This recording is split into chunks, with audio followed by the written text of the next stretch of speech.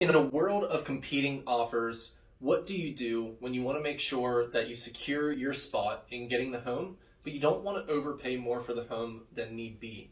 We have this beautiful document here in Pennsylvania. I'm not sure about the other 49 states, but I do know at least at a bare minimum in Pennsylvania. Also, you can do this in Maryland as well. Price escalation addendum. So what this does is it escalates your offer above the next best competing offer by an increment of your choosing up to a maximum price of your choosing. So let's use an example to explain, shall we? So let's say we have a list price of $200,000. We call up the agent and they say, we already have 5 offers in place, so if you want to compete, you better do your best. All right, so that means we need to go above the list price, but how much do we go above? Well, it's hard to determine that. That's why we use the price escalation. So let's say our base offer, we start at $205,000 because we want to give the seller something, right?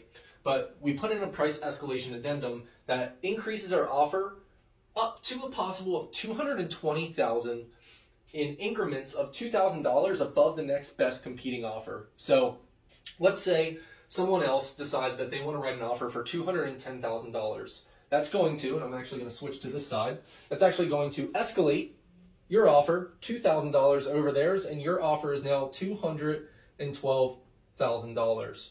So let's say someone else, the next best competing offer was actually $204,000. Since your base offer was $205,000, you actually would never have your escalation come into play, and you would actually only pay $205,000 for that particular instance. Now, let's say the next best competing offer was $219,000. Now, since we do have $2,000 increments, you would think that would raise your offer to $221,000, but no, since you have a max of $220,000 in here, your offer then becomes $220,000.